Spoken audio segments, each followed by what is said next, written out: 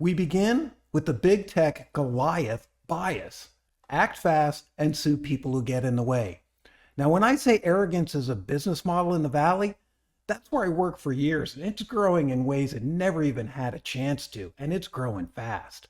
Like OpenAI said in an interview, because copyright covers virtually every form of expression, it would be impossible to train today's AI models without using copyrighted materials for free.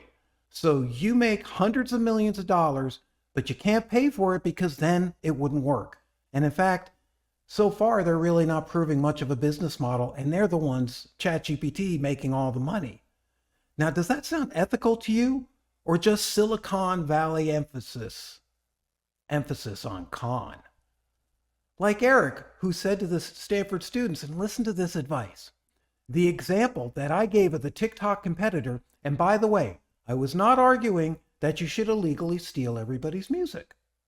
What you would do if you're a Silicon Valley entrepreneur, which hopefully all of you will be, is if it took off, then you hire a bunch of lawyers to go clean the mess up, right? But if nobody uses your product, it doesn't matter that you stole all the content. And do not quote me on that, right?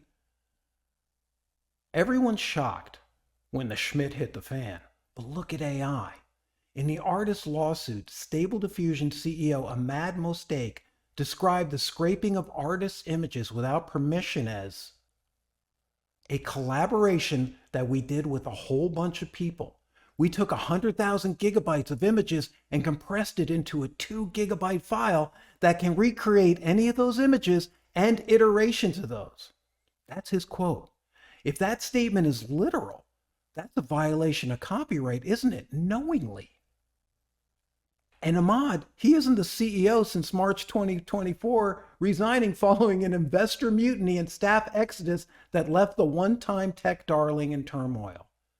This is not really ethical behavior, is it? Access denied. He didn't bother to pay the artists or let them know. Neither did the other defendants who used the data, like Midjourney and DeviantArt. And wait a minute, Midjourney's CEO posted on Discord a list with names of artists. If you're watching the video, you can see them right here, that they scraped, including the ones involved in the lawsuit. There's 4,700 names on the list. 4,700, but we didn't know we were doing anything wrong, right? They are doing exactly what Eric Schmidt says to do. It's the AI Silicon Valley playbook. And that's what I'm going to say is a bit of the problem here.